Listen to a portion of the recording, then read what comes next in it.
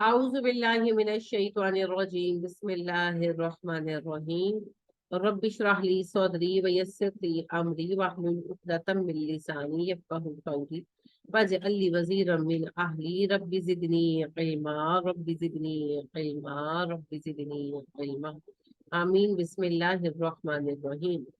آیت 161 سے آج ہم پڑھیں گے، سورہ انعام ہے۔ کوئی کہہ دیجئے اننی بے شک میں، ہدانی مجھے ہدایت دی ہے، ربی میرے رب نے، الی صراط راستے پر مستقیم سیدھے۔ اے نبی صلی اللہ علیہ وسلم آپ فرما دیجئے بے شک میرے رب نے مجھے سیدھے راستے کی ہدایت دی ہے، یعنی کہ قرآن دیا ہے اور یہ سیدھے راستے کی ہدایت ہے۔ دینن دین ہے، قیمن سیدھا، ملتا ملت ہے، ابراہیم ابراہیم کی، حنیفن جو یکسو تھا، یہ سیدھا دین ہے اور یہ ابراہیم کی قائم کردہ ملت ہے، ابراہیم کی امت ہے، یعنی کہ وہ ابراہیم جو یکرفے تھے۔ ابھی کسی نے مجھے ایک کلپ بھیجا ہوا تھا ایک صاحب کا، میں نہیں جانتی، ان کو جانتی نہیں ہوں، شکل شناس ہوں لیکن نام نہیں جانتی۔ تو وہ ناراض ہو رہے تھے لوگوں پر کہ تسی سن دے ہو بدعقیدہ لوکاں نو، تسی سن دے ہو گستاخاں نو۔ تو یعنی وہ کہہ یہ رہے تھے، بڑی لمبی چوڑی انہوں نے تو بات کی، تو میں مختصر آپ کو عرض کر رہی ہوں کہ وہ کہہ رہے تھے کہ آپ ان کی باتیں سنتے ہیں جو اللہ کے رسول کے گستاخ ہیں، جو ولیوں کے گستاخ ہیں، جو بزرگوں کے گستاخ ہیں، اپنے بچوں کو سنواتے ہیں۔ کل آپ کو اچھا لگے گا، مزہ آئے گا اس کا، جب آپ کے بچے اٹھ کر کہیں گے کہ ابا آپ شرک پر ہیں، اور جب آپ مر جائیں گے تو وہ آپ کے لیے دعا نہیں کریں گے۔ بھائی شرک پر ہے تو شرک پر ہی کہیں گے نا، کہ نہیں کہیں گے؟ جب ایک بندہ قاری شرک رہا ہے، اب جو بریلوی سیکٹر ہمارا، اس کے جو اس وقت انچارج ہے الیاس اطہر قادری صاحب، آپ نیٹ پر دیکھ لیں، ویڈیو ہے ان کی، وہ کہتے ہیں، بہت ساری ویسے تو ویڈیوز ہیں، میں ایک کی بات کر رہی ہوں، وہ کہتے ہیں جس کے سر میں درد ہو وہ دم کرے، دادا صاحب کی گھوڑی وہی اندھیری رات۔ اور پھر خود ہی کہتے ہیں دادا صاحب ہوں گے نا کوئی بزرگ، دادا صاحب کوئی بزرگ ہوں گے جن سے نسبت ہوگی، دادا صاحب کی گھوڑی وہی اندھیری رات، درد مٹے زید کے سر کا، لگی مجھے یہ آس۔ یعنی کہ کسی، فرض کر لیں کوئی بزرگ ہی ہوں گے دادا صاحب، لیکن ان کی گھوڑی کو پکارا جا رہا ہے کہ جی درد سر ٹھیک کر دو۔ تو بھئی آپ کے بزرگوں کی گھوڑیاں شفا دے سکتی ہیں، تو شیو کے بیل ہندی کا کیا قصور ہے؟ پھر ان کو کیوں کافر کہتے ہیں؟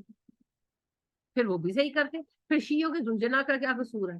پھر وہ بھی صحیح کرتے ہیں، اس کو جھوٹا، اس کو دودھ پلاتے ہیں پھر خود پیتے ہیں۔ جو گھوڑا ہے اس کا جھوٹا کوئی ناپاک یا حرام تو نہیں ہے نا، پی لے، پھر کیا شرک کی وجہ سے ہی بولتے ہیں نا، ناراض ہوتے ہیں، تو پھر کیا حرج ہے؟ پھر تو سارا کچھ صحیح ہے۔ بیکار کی باتیں، فضول باتیں، شرک، انتہائی شرک، انتہائی شرک۔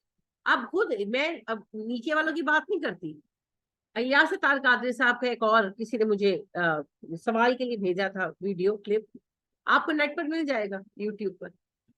کہتے ہیں کہ دعوت اسلامی کے مفتی اعظم وفات پا گئے ہیں، نام شام مجھے نہیں پتا ان کا، بہرحال تو کہتے ہیں کہ ان کی قبر پر 2 مدنی بچے گئے، ان کے 2 لوگ گئے، تو انہوں نے حلفیہ بیان دیا کہ اپنے کانوں سے انہوں نے قبر پر جب وہ کھڑے تھے تو قبر کے اندر ظہر کی نماز ہوتے سنا۔ وہ خود کہہ دیں ظہر کی نماز کی جماعت کی آواز سنی، اور آواز جب جماعت ہو رہی تھی تو قرات کی آواز آ رہی۔ اب بھیا غلطیاں خود کرتے ہیں، پھر کہتے ہیں ہم باتیں کرتے ہیں۔ ظہر اور عصر کی نماز تو سری نمازیں ہیں، ان میں تو قرات بلند آواز سے ہوتی نہیں، جو تو، اور مفتی اعظم صاحب کی قبر ہے، کوئی میرے جیسے جاہل کی قبر بھی نہیں ہے، تو مفتی اعظم صاحب کی قبر ہے، تو ان کو اتنا نہیں پتا تھا کہ یہ تو سری نماز ہے، چاہے ظہر ہو تو چاہے عصر ہو۔ اور فقہ حنفی کا مسئلہ ہے کہ اگر کوئی سری نماز میں جہر کے ساتھ قرات کر دے تو سجدہ صاحب کرے، تو پھر تسی کیڑی قرات دی آواز سنی؟ جھوٹ تے تہاڈا آپ پھڑیا جاندا، ٹیکنیکل غلطیاں کر دیندے ہیں، پھر کہندے ہو غلط اسی ہاں، اسی گستاخ ہاں۔ بھائی آپ جب کہانی بنائیں تو پھر پوری بنائیں، پھر کہیں پیچھے سے کس نے لقمہ دیا کہ امام صاحب سجدہ صاحب کریں، ہاں سجدہ صاحب کریں، پھر یہ پوری کہانی بناؤ نا۔ اور پھر بات یہ ہے، ہمارے سارے بابا اپنی قبروں میں جماعت کرا رہے ہیں، تو پھر شیو بیٹھا ہوگا کہیں کیلاش کے اوپر، پھر ہندوؤں سے کیوں لڑتے ہو؟ وہ بھی تو یہی کہتے ہیں کہ وہ بڑے نیک ہیں، مرنے کے بعد ان کو حیات ابدی مل گئی ہے، وہ اور کیا کہتے ہیں؟ وہ یہ تو نہیں کہتے کہ مرے نہیں۔ کرشن کو سانپ نے کاٹا تو کرشن مرے، شیو کو جو ہے وہ درگا نے مار دیا تھا غلطی سے، لیکن بہرحال اس سے مرے۔ تو بات یہ ہے، اور درگا ان کے مرنے، درگا نے جب دیکھا کہ میں نے مار دیا، وہ صدمے سے مر گئی، مرے سارے، مگر جی بہت نیک تھے تو مرنے کے بعد ان کو حیات ابدی مل گئی، اور وہ سارے کے سارے جو ہے نا ہمالا کے مختلف پہاڑوں پر بیٹھے، تو پھر بیٹھے ہوں گے وہ بھی۔ یہ احرام جو بنے ان کے پیچھے کیا کہانی ہے مصر میں، کہ بھئی فرعون کو جیسے ہی ہم احرام میں چھوڑ کر آتے ہیں وہ اٹھ کر بیٹھ جاتا ہے، اور جیسے اس کی حکومت ایز اٹ از چل پڑتی ہے، تبھی تو اس کی پسندیدہ چیزیں، پسندیدہ خادمائیں، پسندیدہ غلام ساتھ چھوڑ آتے تھے احرام کے لیے، تو پھر وہ بھی بیٹھتا ہوگا۔ وہ کریں تو شرک، ہم کریں تو ایمان، کی کیسی کہانی ہے؟ تو دین ہے جی دین ابراہیمی، اور ابراہیم علیہ السلام نے ایسی کوئی کہانی ہمیں نہیں سنا، اور ہمارے پیارے نبی صلی اللہ علیہ وسلم نے کبھی ابراہیم کو پکارا؟ جد امجد تھے نا آپ کے، مشکلات میں کبھی کہا ہو کہ ابراہیم کا گھوڑا آ جائے، ہے نا، دادا صاحب کی گھوڑی آ سکتی ہے تو ابراہیم تو زیادہ لائق ہے اس کے نا، یا ابراہیم ہی آ جائے، یا کبھی کہا ہو کہ یا ابراہیم المدد، نہیں کبھی بھی، بس انہی کے لیے رہ گئی یہ باتیں۔ وما کانا من المشرکین، وہ مشرک نہیں تھے۔ شرک کیا ہے؟ شرک ہے اللہ کے ساتھ کسی کو بھی پکارنا، لہٰذا اس سے کوئی فرق نہیں پڑتا کہ جس کو پکار رہے ہیں اس کا نام عربی ہے یا ہندی ہے، ڈزنٹ میٹر، اگر آپ اللہ کے ساتھ کسی کو شریک کرتے ہیں، کسی کو پکارتے ہیں تو وہ شرک ہے، شرک ہے، اور شرک کی سزا سب کے لیے ہے۔ کوئی کہہ دیجئے انا صلاتی، بے شک میری نماز، و نسکی میری قربانی، و محیایا میرا جینا، و مماتی میرا مرنا، للہ اللہ کے لیے ہے، رب العالمین جو جہانوں کا رب ہے، لا شریک لہو اس کا کوئی شریک نہیں، وبذالک امرت مجھے اسی بات کا حکم دیا گیا، وانا اول المسلمین میں سب سے پہلے مسلمان ہوں۔ نبی کریم صلی اللہ علیہ وسلم سے اعلان کرایا جا رہا ہے، نماز اللہ کے لیے، قربانی اللہ کے لیے، جینا مرنا سب اللہ کے لیے، اللہ کا کوئی شریک نہیں، کوئی اولادیں نہیں دے سکتا، کوئی کچھ نہیں کر سکتا، کوئی تقدیر نہ روک سکتا ہے نہ جاری کر سکتا ہے، سب اس کا حکم ہے، اس تنہا۔ اور اسی کا مجھے حکم ملا ہے، اور میں پہلا مسلمان، میں سب سے پہلے ایمان لایا ہوں، امت ہماری امت محمدیہ میں سب سے پہلے نبی صلی اللہ علیہ وسلم قرآن پر ایمان لائے نا، آپ نے تصدیق، سب سے پہلے مسلمان، الحمدللہ۔ کوئی کہہ دیجئے اغیر اللہ ابغی ربن، کیا میں اللہ کے سوا رب تلاش کر کے لاؤں، وہ رب کل شیء، حالانکہ اللہ ہر چیز کا رب، کیا میں اللہ کے سوا خدا تلاش کروں، کوئی اور پرووائڈر ڈھونڈوں، کوئی اور معبود تلاش کروں؟ اللہ ہر چیز کا رب ہے، اور میرا رب بھی اللہ ہے۔ ولا تکسبو، نہیں کماتا، کل نفس کوئی شخص، الا علیہا مگر جو کماتا ہے اسی پر ہے، ہر جان جو کماتی ہے، ہر شخص جو کماتا ہے اس کا بوجھ اسی پر ہے، یعنی میرے اعمال کی ذمہ دار میں، آپ کے اعمال کی ذمہ دار آپ، ابا کے اعمال کا ذمہ دار ابا، بیٹے کے اعمال کا ذمہ دار بیٹا۔ خالد بن ولید رضی اللہ تعالیٰ عنہ کو اب سب جانتے ہیں، خالد بن ولید کے ابا کون تھے؟ جانتے ہیں؟ نہیں جانتے، ولید بن مغیرہ، سب سے شدید بڑا کافر سردار، اس کے مرنے کے بعد ابو جہل اوپر آیا، تو ولید بن مغیرہ، تو ولید بن مغیرہ کی اسلام دشمنی سے کیا حضرت خالد کے اعمال پر فرق آئے گا؟ نہیں آئے گا۔ اور خالد رضی اللہ تعالیٰ عنہ کی نیکیوں سے ولید بن مغیرہ کو نفع ہوگا؟ نہیں۔ آئے اس سے اگلی ایک بڑی مثال لیتے ہیں، ابو طالب اسلام نہیں لائے، تو کیا علی کا اسلام ان کو نفع دے گا؟ اور کیا ان کا اسلام نہ لانا علی کا مقام کم کرے گا رضی اللہ تعالیٰ عنہ؟ نہیں۔ اکرما کو دیکھیے، اکرما رضی اللہ تعالیٰ عنہ ابو جہل کے بیٹے، تو اکرما رضی اللہ تعالیٰ عنہ کا ایمان کیا ابو جہل کی وجہ سے کم ہوگا؟ اور کیا ابو جہل کو اکرما کا ایمان نفع دے گا؟ نہیں۔ نوح علیہ السلام اللہ کے نبی تھے، لیکن ان کا بیٹا جو تھا کنان، وہ کافر تھا، اور ابراہیم علیہ السلام جو ہے وہ اللہ کے نبی تھے، اور ان کا باپ آپ کو پتا ہے کیا نام تھا؟ آزر۔ وہ کافر تھا.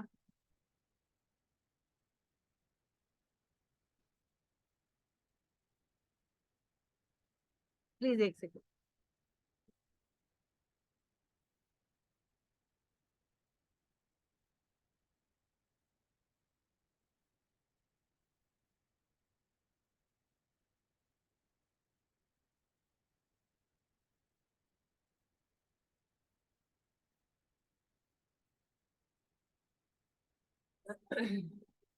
یہی اللہ کہہ رہے ہیں، جو بندہ جو کما رہا ہے گناہ، اس کا بوجھ اسی کے سر پر. ولا تازر وازرہ تم وزرا اخرا، کوئی بوجھ اٹھانے والا دوسرے کا بوجھ نہیں اٹھائے گا. قیامت کے دن سب کو اپنے عمل کا جواب دینا ہے. ثم الی ربکم مرجعکم، سب لوٹو گے اللہ کی طرف. فینبئکم، وہی تمہیں بتائے گا. بما کنتم، تھے تم فیہ، جس میں تختلفون، اختلاف کرتے. پھر تم سب اللہ کی طرف لوٹائے جاؤ گے. اللہ بتائے گا وہ سب باتیں جن میں تم اختلاف رائے کرتے آئے ہو. یعنی کہ کسی نہ کسی کے گناہ کا بوجھ نہیں اٹھانا. یہ اصل میں ایک بہت کانسیپٹ کلیئر کیا گیا جو بدقسمتی سے ہمارا پھر خراب ہے. کسی کو کوئی دقت آئے نا تو ہم کہتے ہیں اے پیودا کی تتی ہے گیا ہے. فرض کریں کہ باپ ظالم تھا، اللہ نہ کرے، لیکن ہوتے ہیں لوگ، بیوی پر سخت تھا، مارتا پیٹتا تھا. اب اللہ کا حکم ایسا ہوا، آزمائش ایسی ہوئی، بچی کی شادی جس سے ہوئی وہ بھی ظالم آدمی تھا، تو کہتے ہیں پیودا کی تتی دے گیا ہے. نہیں، ایسے نہیں ہوتا. یہ تو ظلم ہے. اس بچی کا کیا قصور؟ اس نے تو باپ کی بھی وائلنس سہی، آپ شوہر کی بھی سہے، باپ کا بھی تشدد سہا. ظاہر ہے جب وہ بیوی کو مارتا تھا، بیٹی کو نہ بھی مارتا ہو تو اذیت تو بچوں کو ہوتی ہے، ذہنی اذیت تو ہوتی. تو وہ گھر میں بھی تشدد سہتی رہی، اب وہ شوہر کے گھر بھی تشدد سہے. یہ کیا یعنی کہ اللہ رحم فرمائے، اللہ کا قانون ہے کہ یہ آپ کا پٹھانوں کا قانون ہے کہ قتل باپ کرے اور دشمنوں کے گھر بیاہ دو بیٹی؟ نہیں، ایسے اللہ کے ہاں نہیں ہوتی. کوئی کسی کا بوجھ نہیں ہوتا، کوئی کسی کا بوجھ نہیں. ہر کسی کے عمل اسی کے لیے. اور دنیا میں تو اکثر اعمال کا بدلہ نہیں ملتا، بہت ریئر ہے، بہت ریئر. کیونکہ دنیا دار العمل ہے، دار الجزا تو ہے ہی نہیں نا. بدلے کا دن تو قیامت کا دن بدلے کا دن جو ہے، یوم الدین جو ہے، وہ تو قیامت ہے. حشر کے دن انعامات ملیں گے، سزائیں ملیں گی. یہ دار العمل ہے، وہ دار الجزا ہے. تو دنیا میں اعمال ہے، بدلہ عام طور پر نہیں ہے، بہت ریئر ہے. کوئی خاص کیس اللہ اس کو مثال بنانا چاہے یا کچھ تو اور بات ہے، ورنہ بدلہ قیامت کی. تو اس طرح کی باتیں اکثر لوگ کرتے ہیں، تو یہ باتیں بالکل بیکار اور فضول ہیں. کسی پر کوئی پریشانی آ جائے تب بھی لوگ کہتے ہیں پتہ نہیں اس نے کون سا گناہ کر لیا. حضرت ایوب علیہ السلام کے بارے میں کہا گیا، جب طویل بیماری آئی تو وہ کہنے لگے لوگ کہ پتہ نہیں اس سے تو خدا ناراض ہے، اللہ ناراض ہے ایوب سے. ایوب علیہ السلام کے معاشرے میں شرک اسی طرح تھا جیسا ہمارے یہاں. ایسا نہیں تھا کہ اللہ کو نہیں مانتے تھے، اللہ کو مانتے تھے، اور 7 درگاہوں کو پوجا جاتا تھا. ثبوت میں آپ کو بھی حدیث سے دیتی ہوں، بخاری و مسلم کی روایت ہے. تو حضرت ایوب علیہ السلام اس شرک سے روکتے تھے، پھر ان پر بیماری آ گئی اور بیماری بڑھتی گئی بڑھتی گئی بڑھتی گئی، بہت بڑھ گئی، اور سالوں گزر گئے، فرق نہیں پڑا. تو لوگوں نے کہا کہ ایوب پر اللہ کا غضب ہوا ہے، ایوب پر اللہ کی سزا اتری ہے. اگر ایوب کو بستی سے نہ نکالا تو اللہ ہم پر بھی ناراض ہو جائیں گے. تو ایوب علیہ السلام کو شہر سے بھی نکال دیا، جنگل میں چلے گئے بیچارے. صرف ایک بیوی ان کے ساتھ نہیں، سب نے ساتھ چھوڑ دیا، سب نے صبر کرتے رہے. 18 سال، یہ ہم نہیں جانتے ٹوٹل بیماری کا زمانہ 18 سال آتا ہے حدیث میں. کتنا عرصہ شہر میں، کتنا جنگل میں، اللہ عالم، ہم نہیں جانتے. تو آخری دن تھے ان کی بیماری کے. تو ایک دن ان کی بیوی لوگوں کے گھر کام کرنے لگی تھی. کام کرتی تھی، لوگ کھانا بنا دے دیتے تھے، تنخواہ بھی دیتے تھے ظاہر ہے. تو کہاں ماشاءاللہ شہزادی جیسی زندگی تھی ان کی، کہاں لوگوں کے گھروں پر میڈ کا کام کرتی تھی، لیکن صبر سے انہوں نے سارا ساتھ نبھایا. ہاں، حضرت ایوب کی بیماری سے تکلیف میں تھی. تو ایک دن وہ جا رہی تھی کام سے واپس، تو حدیث مبارکہ ہے، بخاری و مسلم کی روایت ہے، متفق علیہ ہے، کہ شیطان جو ہے ان کو انسانی شکل میں ملا، حضرت ایوب کے ایک دوست کی شکل میں ملا، ابلیس. اور کہنے لگا ایوب ضدی بڑا ہے، اگر ایوب فلاں درگاہ پر چڑھاوا چڑھا دے نا تو اللہ اسے شفا دے. تو یہ ہمارے والے معاملے ہیں نا. پھر کہتے ہیں درگاہوں پہ جانا شرک نہیں. تو حدیث میں پھر کیا ہے؟ اگر آپ حدیث کا انکار کریں تو بھیا آپ کو تو نمازیں بھی نہیں ملیں گی. قرآن میں تو صرف 3 نمازوں کا ذکر ہے، صبح کی، شام کی اور دن کی. تو صبح کی فجر، شام کی مغرب یا عشاء کر لو، جو بھی پڑھ لو، اور درمیان کی ایک نماز. تو 5 نمازیں کہاں سے آئیں؟ حدیث نبی اکرم صلی اللہ علیہ وسلم نے کہا نا پر 5 نمازیں پڑھ سی. آپ نے ہمیں اوقات بتائے نا، آپ نے رکعتیں بتائی نا، تو پھر تو نبی کریم صلی اللہ علیہ وسلم فرماتے ہیں کہ وہ کہنے لگا شیطان، جو حضرت ایوب کے ایک دوست کی شکل میں تھا ان کی بیوی سے، کہ اگر ایوب فلاں درگاہ پر چڑھاوا چڑھا دے تو اس کی منت پوری، تو اللہ اس کو شفا دے. اب ان کی بیوی جو تھی، ظاہر تھی شوہر کی اتنی بیماری کی تکلیف سوکھتا تھی، تو جب آئی حضرت ایوب کے پاس، کھانا شانا کھلایا سب، تو کہنے لگی میں آپ سے ایک بات کہوں. تو ایوب نے کہا کہو. تو کہنے لگی کہ اس طرح فلاں ملا تھا اور اس نے یہ بات کہی، تو اگر آپ اجازت دے دو میں اس درگاہ پہ چڑھاوا چڑھا دوں. تو ایوب کو غصہ آ گیا، کہنے لگے اچھا آپ تم یہ چاہتے ہو میں شرک کروں؟ اللہ کی قسم اگر میں شفا یاب ہوا، ہمت نہیں تھی ان کے کھڑے ہونے کی بھی ہمت نہیں تھی، 18 سال سے بیماری سے لڑ رہے تھے، 18 دن کا بخار توڑ دیتا بندے کو. تو کہنے لگے کہ اگر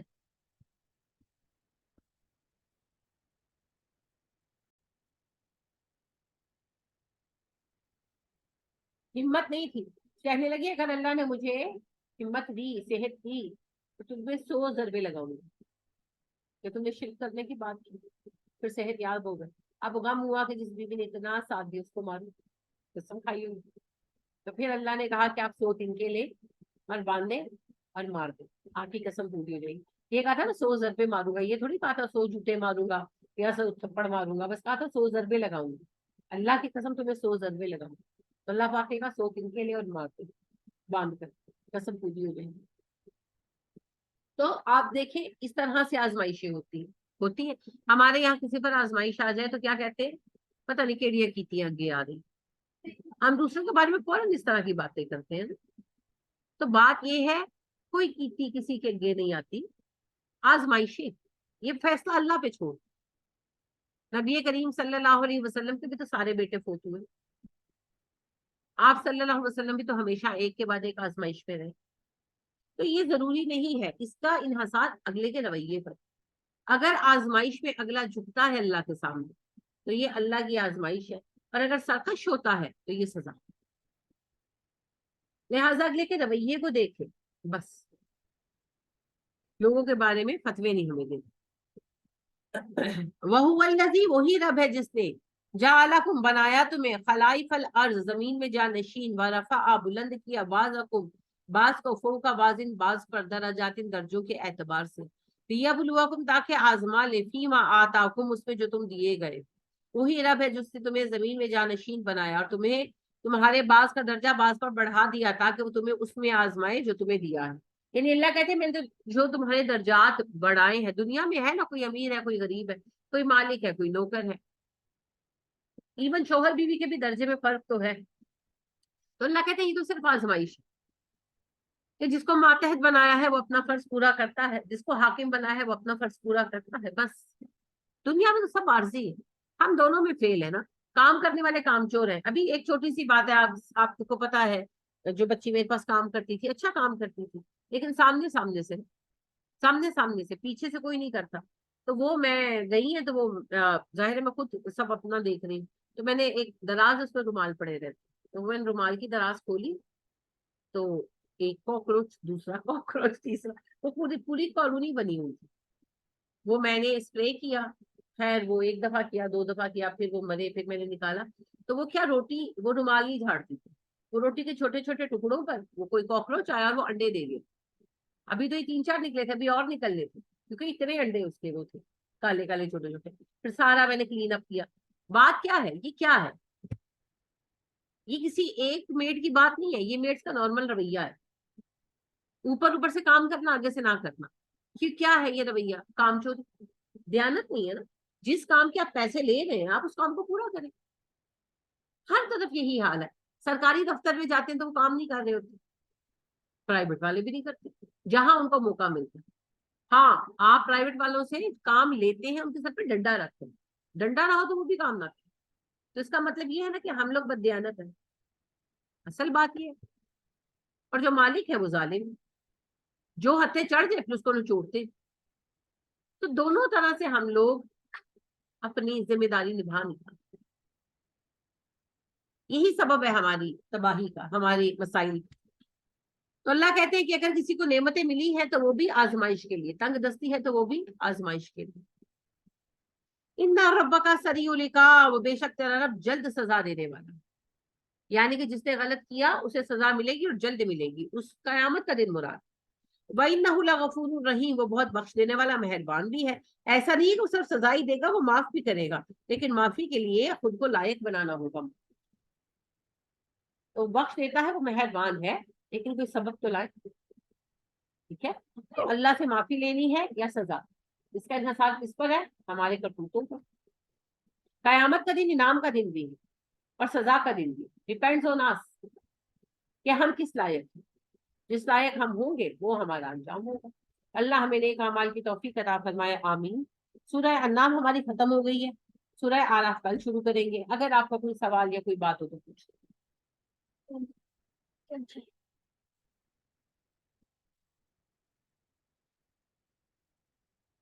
کوئی سوال نہیں؟ چلیں پھر آج کلاس ختم کرتے ہیں، کل انشاءاللہ سورہ آراف شروع کریں گے. سبحانك اللهم وبحمدك ونشهد ان لا اله الا انت ونستغفرك ونتوب اليك. السلام علیکم ورحمۃ اللہ وبرکاتہ.